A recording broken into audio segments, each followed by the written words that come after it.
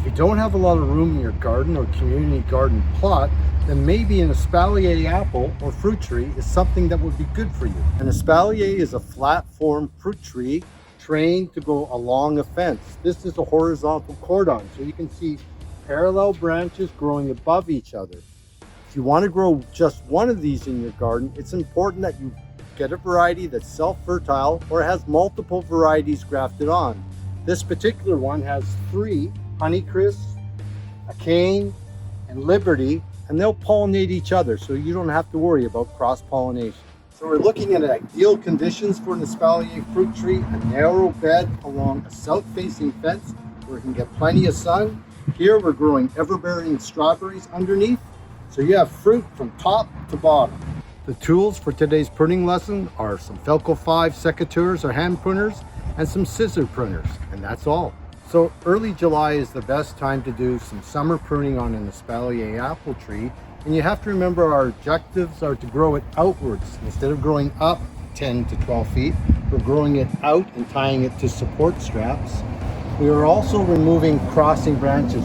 We don't want the horizontal cordons to cross up, so we'll be pruning those out, and then the maiden laterals or the new shoots will be heading back so that the fruit spurs develop much closer to the stem where they're better supported. To support the growing tips, we're going to use a little rubberized coated wire, and we're just going to tie them up to the support straps loosely. This way we can open it up later on when the wood gets a little larger, but we want it to continue to grow out towards the end. So here's a good example of a crossing branch. We do not want the branches to cross up, so we're just going to prune that down and remove it entirely.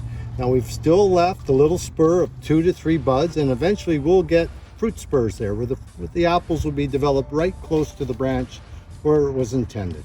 So when you're pruning the new shoots, what you're looking for are crossing branches again. You can see it's very crowded here, so I'm going to take this out entirely. This one's a little bit too long, so we're going to shorten it. What we want is the branch to be able to support the fruit that's on it. So we just walk by, prune. Again, we have another crossing branch up here that we're going to bring right down like that. So you're simply, and you don't have to keep all the stems. Sometimes it gets a little too crowded. So you want to thin them out occasionally.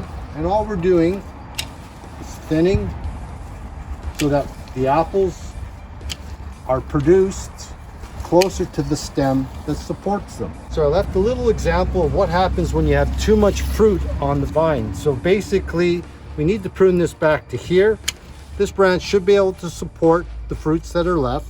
And you can even thin. Don't be afraid to thin your fruits from time to time. If there are too many on the stem, you'll only break the branch later on.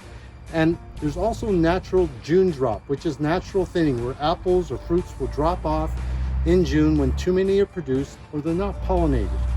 So the pruning is all done, and you can see we have good definition between each horizontal branch.